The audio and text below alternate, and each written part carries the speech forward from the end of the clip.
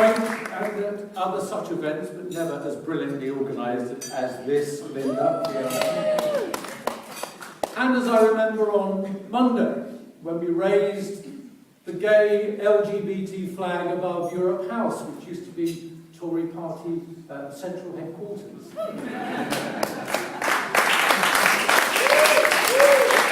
As we do that, let's not be seduced. And certainly let's not forget where we've come from. For me, the journey that brought me here began in 1986. Yes, I've been on the Pride marches with people like Peter and others here in the 70s and the 80s, when there were about 300 to 500 of us, and it was so small we used to finish at the University of London Union in Mallet Street. And we didn't march to music, we danced to the chants of 2, 4, 6, 8, is that copper really straight?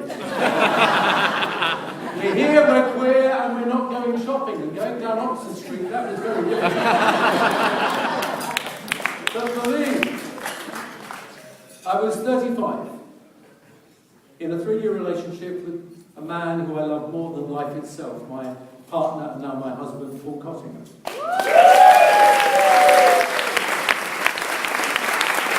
And I went into a show that was to change my life. EastEnders. Colin and his young bit of rough trade lover, Barry. I remember within the first 6 months of working opposite Gary, who played Barry, I said to Julia Smith, the producer, I said, Julia, there's a problem here. I said, you know, Colin wouldn't fancy Barry. I said, Michael, the problem is you don't fancy Gary. Get on with it. But the reality, when in 1986 this gay character was introduced into this show, the tabloids went berserk. The front page of The Sun, EastEnders, particular storyline that I had. I walked in and there was my face, and on the front of the Daily Star, the banner headline, filth. There were questions in Parliament as to why, on a family show, gay characters had been introduced.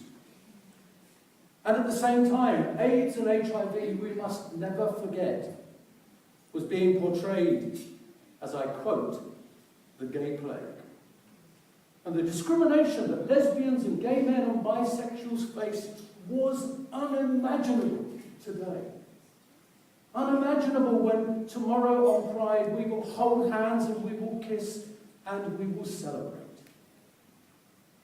And into this mix of AIDS and HIV and local authorities trying to do their best to re-educate and educate, into this atmosphere, the Thatcher government accepted an amendment from 2 backbenchers called Section 28, which banned the so-called promotion of homosexuality. And we asked them, what do you mean by the promotion of homosexuality? Answer came there none, except echoed by the Daily Mail, which, I'm sorry, we have advanced so far, but scratched the surface, and the homophobia and the transphobia is still there. And we were told, this is about protecting vulnerable children. And out of that, amazingly, came a reaction of the lesbian, gay, bisexual and trans community and our straight allies that would not be quoted, but actually accepted the challenge with a ferocity that was incredible. And as I stand here, not spitting distance from the Playhouse, I can't help remember that we decided to put on a show to illustrate exactly what the banning of homosexuality, the promotion by a local authority, meant. Did it mean the books of Oscar Wilde would come off the library shelves? Did it mean the bisexual sonnets of Shakespeare could no longer be performed? So we dreamt up an idea that we would do a show one night where everything had to be written or composed by a lesbian, a gay man, or a bisexual. And I came up with this brilliant idea, corny, but that we finished the show with all of us walking forward and singing from West Side Story, there's a place for us. So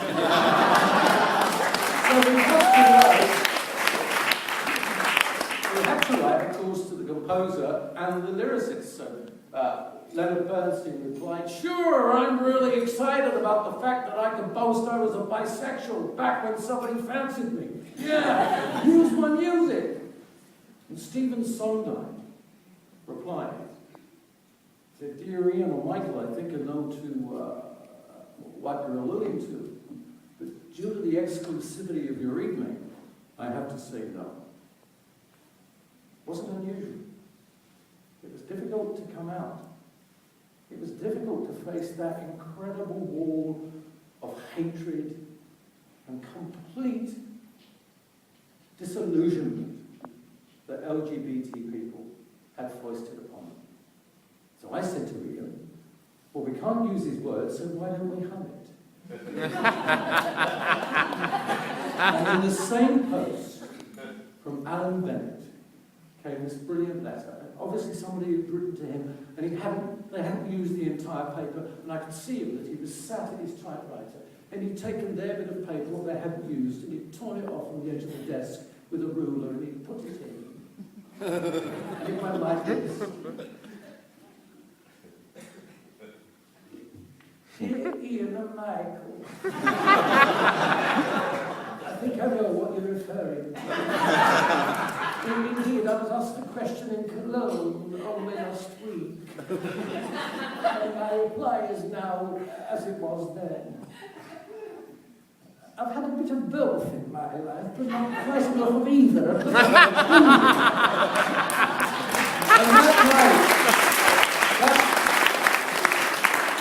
that night he went on stage and he introduced Joan Barrett. He said, "I'm about to introduce a woman who's married to a lord but still insists on calling herself Joan.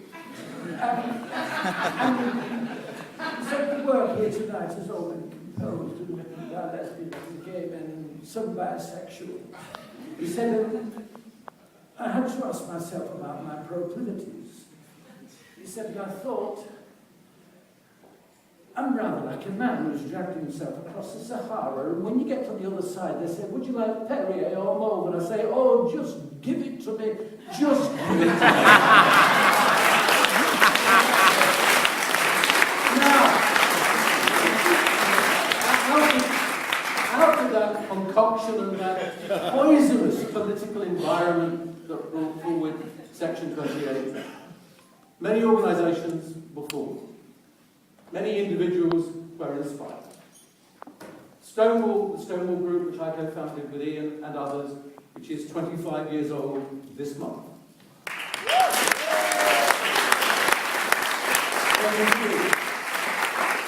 But you know, the reason we're on our pride marches, the reason we took cases to the European Court of Human Rights, easy to take cases, but to get those brave and courageous individuals to put their names to those cases and their lives into the spotlight was incredible. What we have achieved was not started with Stonewall, or the brave women and men, the parents and friends of Flag, who stood up and said, "No, you cannot do that to my daughter, to my lesbian daughter, to my gay son, because you do that to me." It wasn't started by the Tory campaign for homosexual equality, or CHE, or GLF, or Outrage. It was started by the first person who stood up and said, "I'm gay, I'm trans, I'm a lesbian."